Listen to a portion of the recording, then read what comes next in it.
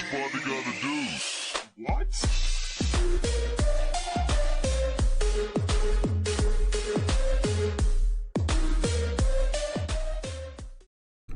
What's up?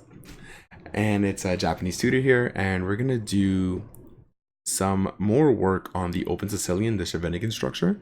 But instead of doing the white's point of view, we're actually gonna do black's point of view. And we're following the book Pawn Structure Chess by Andrew Soltis. So if you want the book and you want to follow along, the link is going to be down below. And also, if you want to chat with us, leave the Discord down below, and you want to check the lesson live 9:15, 9:30 p.m. pretty much every single day. I'll leave a link to my Twitch down below as well. So let's get right into it. So first, we're going to flip the board, and we're going to read from the text. So this is black's counterplay b5/d5. So black's best chances in this Scheveningen formation comes from threats to the e4 pawn. The most common method is b5, b4, driving away the best defender of the e pawn, a white knight, on c3. The popularity of the Najdorf variation stems to a considerable degree from this simple plan. So that one plan basically made the Najdorf possible and popular, actually. So white's method of safeguarding e4 include a2, a4, b2, b4, and the simple f2, f3. But there's a big downside to f2, f3 unless it is followed by g2, g4, g5, which we actually studied in the previous video. It surrenders white's best middle game option and makes d5 stronger. For example, they're going to show us this game, Woltulu versus Benton Larsen. Benton Larsen is playing black. So we're going to go right into the game. So it's e4, c5, knight f3, e6, d4, c captures d4, knight captures d4, knight f6, knight c3, d6, getting into that Scheveningen structure that we are studying. Bishop e2, a6, bishop e3, queen c7, castles b5, a3, bishop e7, all standard moves. F3, bishop e7, queen e1, knight bd7, queen g3, castles, rook ad1, king h8, king h1, and rook ac8. Pretty much a normal structure here. So white's pieces are developed on reasonable squares. He has no glaring weaknesses, but he has no clear way to improve. Black, on the other hand, can make progress. He can maneuver a knight to c4, so I'll just highlight that square. And he can push his b pawn with a5 and b4. He can also take aim at c2. He can wait for the right moment to push his d pawn. White's lack of good options become clearer after. Knight b3. And then bishop a8, and actually this is a very, very strong move. The book gives it an exclam, and for those of you who don't know chess notation, exclam means excellent move. So then after bishop a8, rook d2, knight e5, queen f2, rook b8, saying, okay, I need to go for this b4 plan, the a5 b4 plan, so I do need a hold b5. Knight back. Boom, knight c4. And then on d3, rook d3, then we have d5. Kind of like breaking open the position and just making the position open. So black forced the position open. White cannot play e5 or allow d captures e4. So obviously they can't play here. They would love to play here if possible, like keep it just closed, but unfortunately we are holding that. All right, and so what are they gonna do? So white was in full retreat after e captures d5. Knight captures d5. So what happens? Let's say, okay, what happens if they, let's see, if they allow this? What's another move? Let's say knight d2, right? Then e captures d5. D captures e5 is just extremely winning, because now we just kind of trade off. Let's say the queen takes, and then knight d5, and now this knight is extremely strong because you don't have c4 to kick it off. This position already looks winning for black. So let's go back. So instead of that, takes, And after it takes, knight captures d5, bishop c1, just retreating all their pieces so they don't take them. Knight e5, attacking the rook, rook d2, and black took his time to mount a winning kingside attack. So we're just gonna go ahead and through this, bishop d6, hitting the king side, also getting the bishop to a better square. c3, and this is actually quite funny because this limits where the knight can go, and it's unfortunate that they had to kind of play like this. So c3, rook b d8, rook c2, rook d7, queen g1, h6, knight f2, e, and then f5, and sealing. Hey, where's your knight gonna go? You know, where's your bishop going? You know that your bishop is hitting brick right now. So all of white's pieces are just extremely bad. And the worst part is there is no way to improve the pieces. Like, I only see one pawn break for white, and that's c4. And you have to try this at some point. And I don't see how you can try this because black is just improving their position every single move. So they backed up. Okay. Knight c4.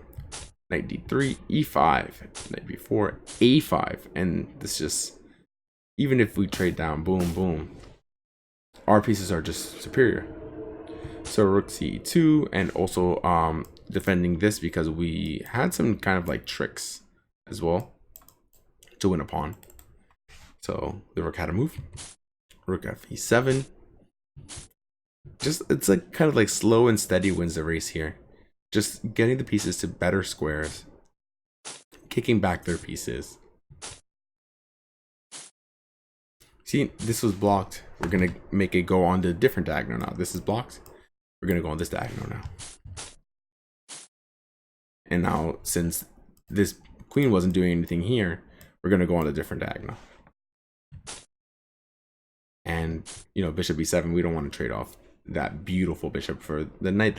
It's a good knight, but it's not as good as our bishop because we have prospects with maybe pushing e3 later, or maybe we can maneuver it somewhere else. But then after queen g3, I think it's all over because the attack that we can mount is just unstoppable. And then after knight captures d2, bishop captures g4, bishop captures b4, the game is pretty much over. And yeah, they just resigned. Okay, let's say what happens after c captures b4. Right, just queen f2, and where does your rook go? Let's say the rook goes here, and now just knight f3, and GG. You guys can try to solve this if you want. I think it's made in like 8 or 9, 11. Yeah, made in 11, and there's no real way to stop this. So good game, and let's go back into what the text says.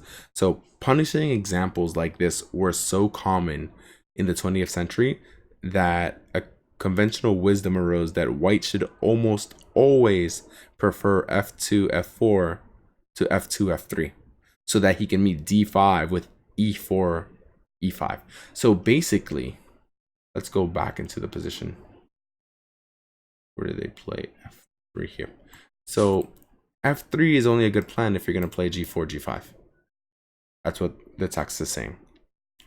And so the common wisdom back then was that instead of playing f3 here, play f4, and so that if they play d5, which is a break that happens in a lot of Sicilians, you're going to meet that with e5 and not allow all that play.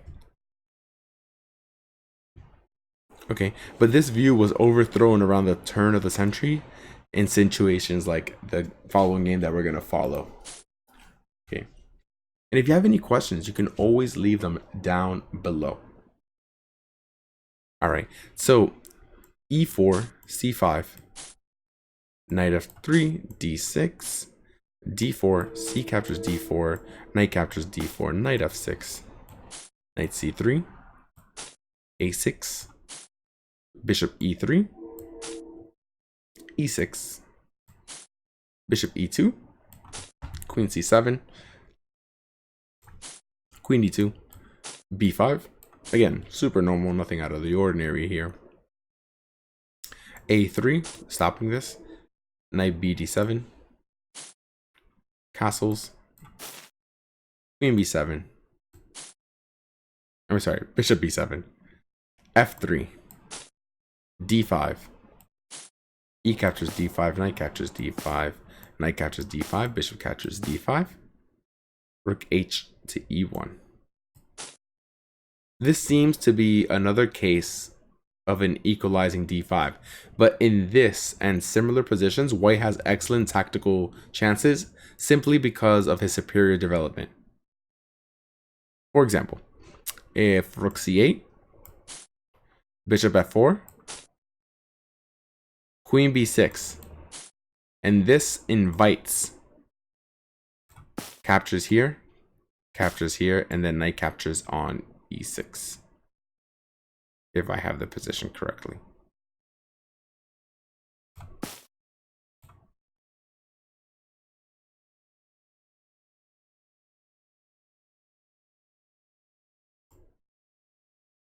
I think I do. Let's just go over it again. Queen b6. Bishop captures on b5. A captures on b5. Knight captures on e6. F captures on e6. Queen captures d5. Looks very promising. Wow, okay. I mean, then you kind of have to play rook c6 and kind of play like only moves. I don't think that white's winning, but definitely an attack. And this is like kind of like some degenerate chess that everybody loves to see. Like, it's not completely winning, but if it works, then you win. But better, they're saying that the better move is instead of queen b6, the better move is just queen b7. But prospects like knight f5 also give good chances to white. Okay, so next is black's counterplay with e5 instead. Okay, and let's go through that. So when white has played f2, f4, black has an intriguing option, and it's e5. It is similar to situations that arise in the Belofsky hole seen later in this chapter, and we'll obviously go through it later. So it's Mazzoni versus Gligoric in 1967. So let's go through it. So e4, c5, knight f3, d6, d4, c captures d4, knight captures d4. Here, knight c3, e6, bishop e2. And then on bishop e2, they have bishop e7, castles, bishop e3, knight c6, f4, bishop d7, king h1, a6, bishop f3, queen c7, queen e1, rook ac8, and then rook d1, which they gave a question mark, which means it's questionable. White's moves appear logical, but he allowed a good trade. Knight captures d4, bishop captures d4, then e5. Black would stand well after bishop e3 as well, bishop e3 and bishop c6. But white compounded his problems with f captures e5 here. He got little benefit from the half open f file and had given up on f4, f5. And usually when you play f4, you're looking for f5 to get control over d5. This is something we went over in the last video.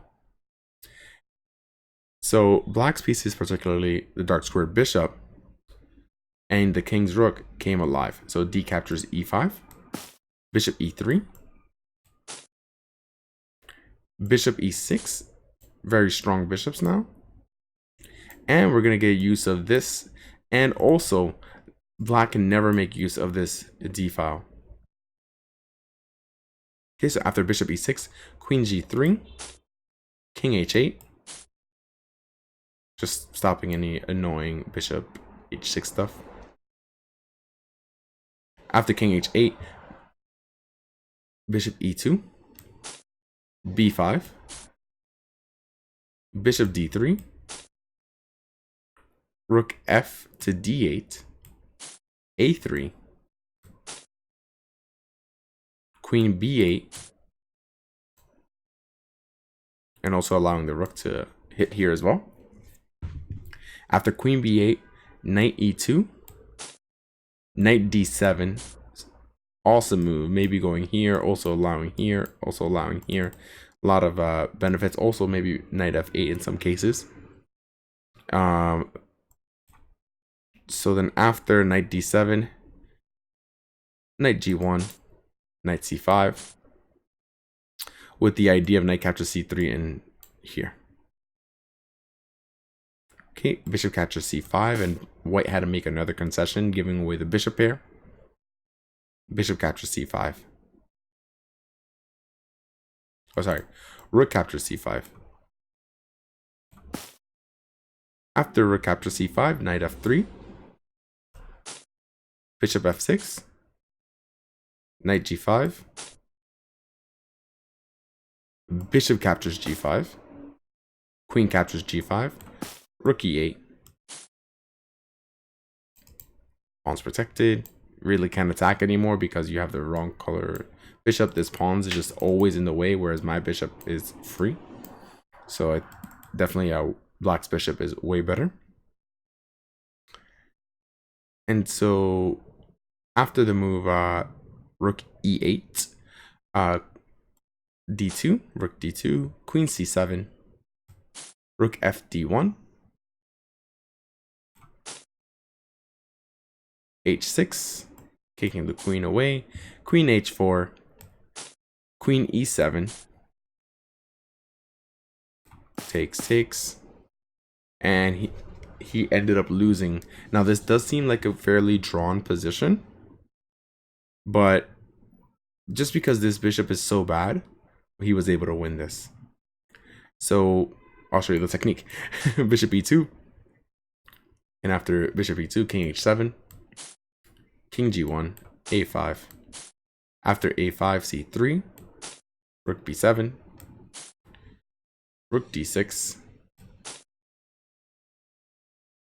bishop b3, rook 1 to d2, and after that, b4, obviously. What else is going to come? C captures b4, a captures b4, rook a6, b captures a3, b captures a3, oops. Bishop c2, attacking the weak pawn. Bishop f3, rook c4, attacking the weak pawn again.